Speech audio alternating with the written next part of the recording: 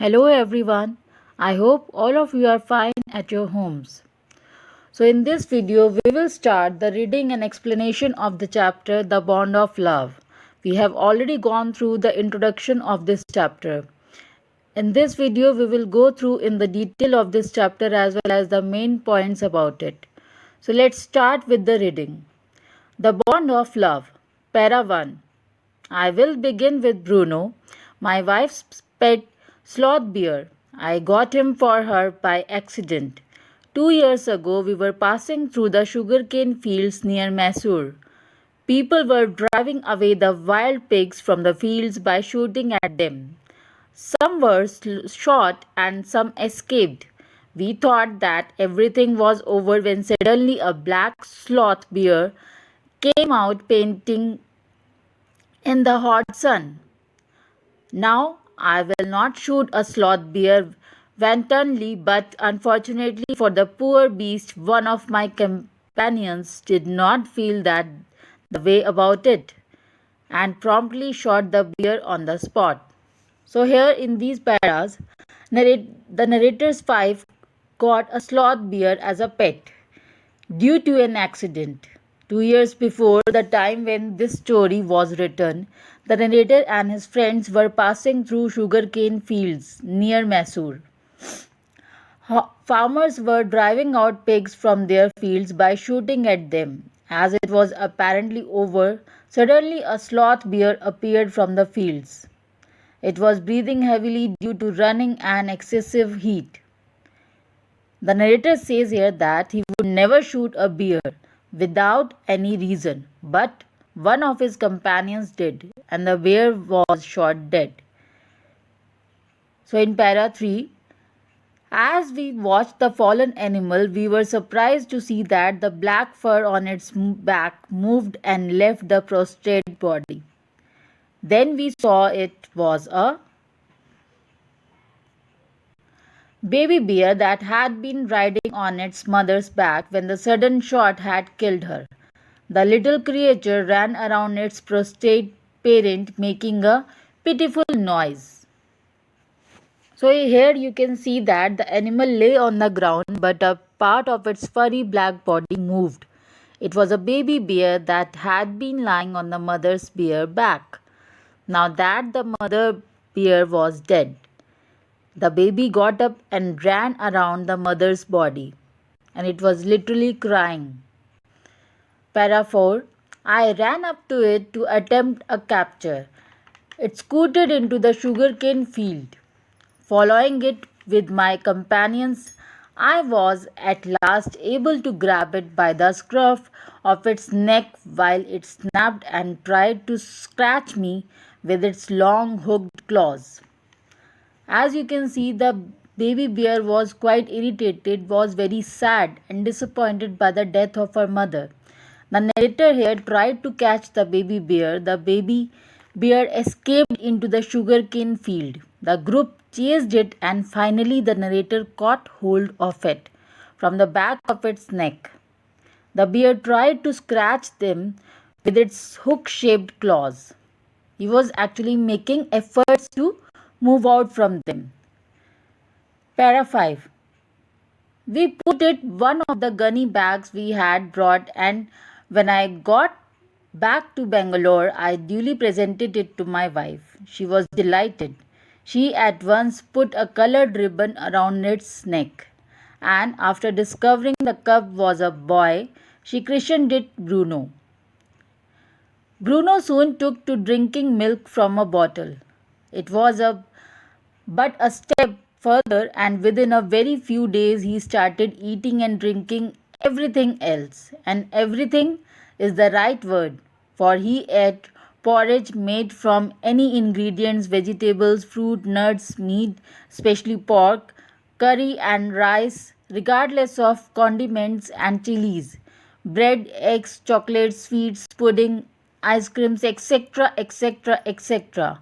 As for drink, milk, tea, coffee, lime juice, acidulated water, buttermilk, beer, alcoholic liquor, and in fact anything liquid, it all went down with relish. Means he's ready for everything. Here, the group stuffed the bear in gunny bag and took it to Bangalore. Present day Bangalore we are talking about here. The narrator gifted the bear cub to his wife. She was happy to have it, tied a colored ribbon around its neck as it was a male cub. She named it Bruno. The bear drank milk from a bottle. After a few days, it started drinking and eating many things. Even we can say everything and anything. The bear. Para 7. The bear became very attached to our two Alsatian dogs and to all the children of the tenants living in our bungalow. He was left quite free in his younger days and spent his time in playing, running into the kitchen and going to sleep in our beds. Para 8. One day an accident befell him. I put down poison barium carbonate to kill the rats and mice that had got into my library. Bruno entered the library as he often did and he had some of the poison. Paralysis set in to the extent that he could not stand on his feet. But he dragged himself on his stumps to wife, who called me. I guessed what had happened. Off I rushed in the car to the vet's residence, a case of poisoning. Tame beer, barium carbonate, what to do? Out came his medical books and a feverish reference to index began. What poison did you say, sir? Barium carbonate. Oh, yes. Barium carbonate salts. Oh, barium carbonate symptoms, paralysis, treatment, injections of. Just a minute, sir. I'll bring my syringe and the medicine. Means the doctor was quite in hurry. I dashed back to the car, Bruno still floundering about on his stumps, but clearly weakening rapidly. Some vomiting, heavy breathing, with heavily flanks and gaping mouth. So here you can see that the bear became very friendly with the narrator's Alsatian dogs also with the tenants' children who lived in the narrator's bungalow. As the bear was left free, it played, ran around the house, and even slept in the narrator's bed. But accidentally, Bruno drank the poison kept in the library to kill rats. He was paralyzed and could not stand on its feet. As it reached the narrator's wife, she called him and he realized what has happened. He took Bruno to a veterinary doctor. So here you can see that how accidentally the Bruno actually met with an accident and got injured, got paralyzed. The doctor took out his medical books and searched the index for poisoning by barium carbonate. He was not getting the solution for that. He took out a syringe and the medicine. Bruno was struggling to move, vomiting, breathing heavily, and his mouth was open. He was breathing very heavily, and it was a very tough time for Bruno. Para 10. Hold him, everybody. In goes the hypodermic. Bruno squeals. 10 cc of the antidote enters his system without a drop being wasted. 10 minutes later, condition unchanged. Another 10 cc injected. 10 minutes later, breathing less serious. Bruno can move his arms and legs a little, although he cannot stand yet. 30 minutes later, Bruno gets up and has a great feed. He looks at us disdainfully, as much as to say, "What's barium carbonate to a big black bear like me?" Bruno is still eating. So here you can see that the doctor asked everyone to hold Bruno. As it screamed, the medicine was injected. As the condition did not change, another injection was given. 10 minutes later, Bruno's breathing eased. It could stand after 30 minutes and ate food. It gave them such a look that which showed that it had been fine all the time, as if nothing had happened.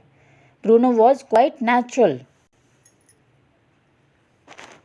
Para 11. Another time he found nearly 1 gallon of gold engine oil which I had drained from the sump of the Studebaker and was keeping as a weapon against the inroads of termites. He promptly drank the lot, but it had no ill effects whatever. The another incident happened. Bruno drank the used engine oil which the narrator had taken out of his Studebaker car and had kept it to get rid of the termites. That did not affect Bruno. Bruno was quite natural at that time also. So that's it for this video. We will cover up the further lesson in the next video. I hope the explanation has been clear to you. For further, you have to read the continued lesson. Then it will be easier for you to understand the next video. Till then, thanks a lot for watching the video.